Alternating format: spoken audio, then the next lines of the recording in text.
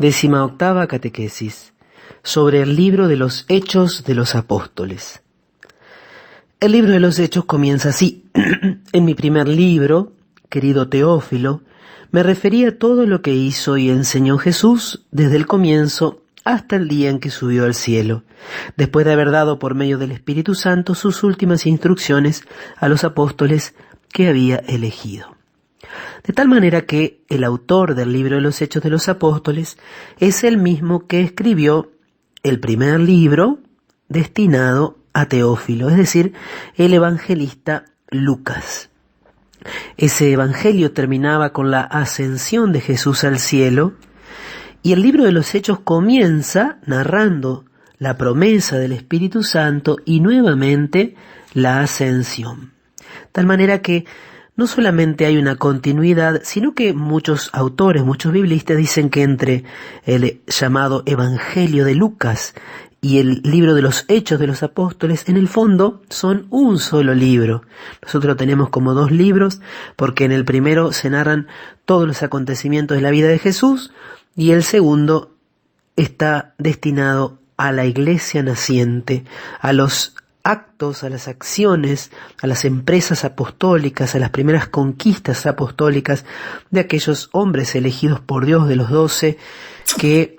luego con la irrupción del gran Pablo de Tarso van a llevar pronto el Evangelio hasta los confines del mundo.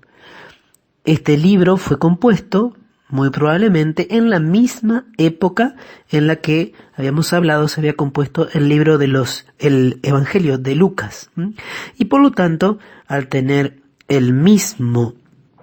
autor, comparte muchas de las características. Decíamos que Lucas es un hombre culto, que probablemente le escribe también a una comunidad formada por paganos convertidos a la fe en Cristo, también con una determinada cultura. Lo interesante también de este libro de los Hechos de los Apóstoles es que Lucas no solamente es un historiador o un cronista, en este caso no solo cuenta lo que le han narrado otros, los testigos oculares y servidores de la palabra, sino que también tiene su testimonio personal como compañero de viaje del apóstol San Pablo. Por eso va a haber un lugar del libro de los Hechos de los Apóstoles donde el mismo evangelista comienza a narrar en primera persona del plural. Entonces es importante darnos cuenta de que Lucas no es un simple cronista que escribe como una historia completa de los orígenes de la iglesia, ni tampoco pretende mencionar la penetración del cristianismo en la cultura pagana, sino que él quiere desarrollar y quiere dejar muy claro que es el Espíritu Santo el que va edificando la iglesia a través de los apóstoles, de su predicación y de su vida, y que es el mismo Espíritu Santo el que hace fructificar la palabra. Por eso las características de que habíamos encontrado en su evangelio, que es el evangelio del protagonismo del Espíritu, hay también una gran alusión a la oración, la iglesia en oración, así como se mostraba a Cristo orante, se va a mostrar muchas veces a la iglesia en oración y al Espíritu Santo manifestándose. ¿Cómo se divide este libro de los Hechos de los Apóstoles? Podemos tomar la división de acuerdo a los temas que van surgiendo y nos vamos a dar cuenta que luego de recopilar lo anterior, es decir, la ascensión de Jesús al cielo y la promesa del Espíritu, se narra cómo se completó el grupo de los 12, porque era necesario suplir a Judas y se elige allí a Matías.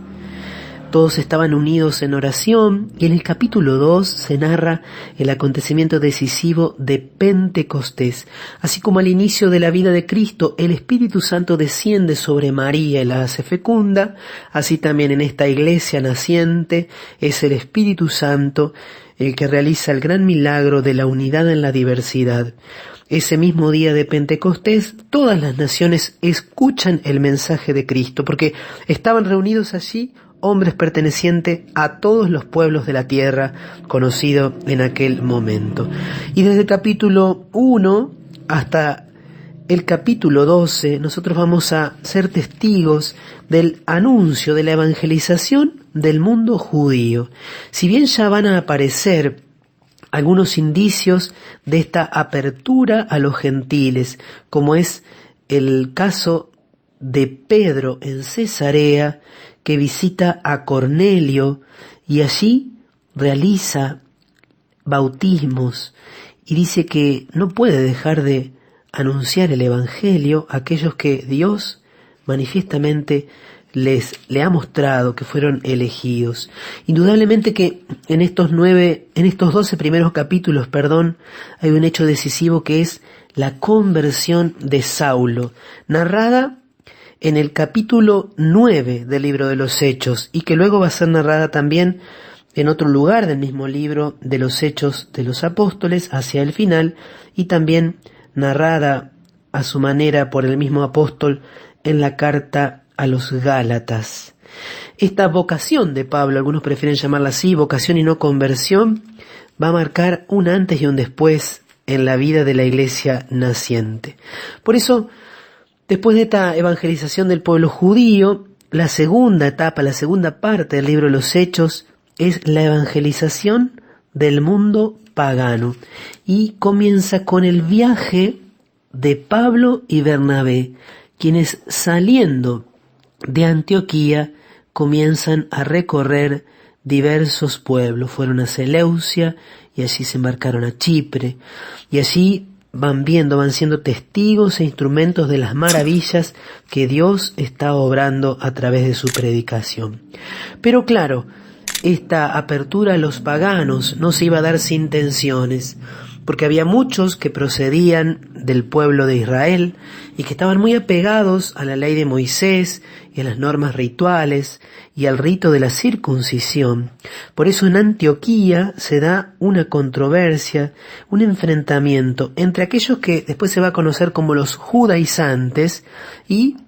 Pablo y Bernabé, ¿no? Pablo está en favor de la libertad de los paganos, que no es necesario que sean primero circuncidados y que pertenezcan al pueblo judío de alguna manera para después ser cristianos, sino que los paganos son llamados directamente al conocimiento y a la renovación en Cristo. Mientras había otra línea muy fuerte,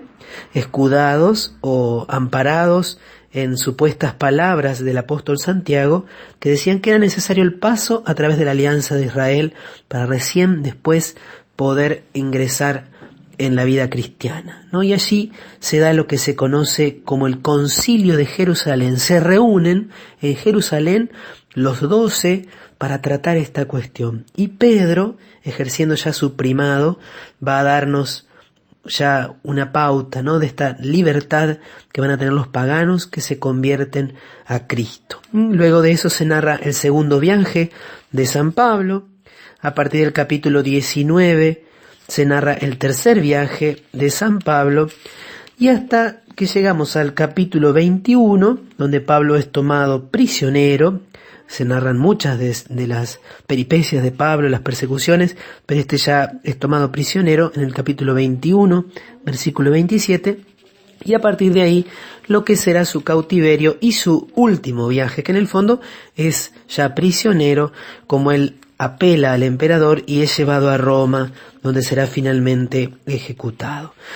Este libro alterna relatos hermosos, es un libro muy bien escrito, es un libro muy fácil de leer, muy atrapante. Sobre todo te recomiendo, si vas a leer el libro de los Hechos de los Apóstoles, que lo hagas con un mapa al lado, porque se nos narran muchos lugares que si nosotros entramos con un mapa de Tierra Santa de la Palestina en los tiempos de Jesús, vamos a comprender muchísimo más. Y además de los relatos tenemos los discursos de Pedro, donde se ve a este hombre transfigurado por el Espíritu Santo, el gran discurso de Esteban, también los discursos de Pablo. Vemos cómo van apareciendo figuras tan importantes para la vida de la iglesia naciente, predicadores, apóstoles, misioneros. Vemos el fuego del Espíritu Santo que hace que esta iglesia ya no sea una iglesia de estar encerrada con miedo, sino que sale con parresía, con valentía y que da testimonio hasta el derramamiento de sangre. Un libro para entusiasmarnos en la misión,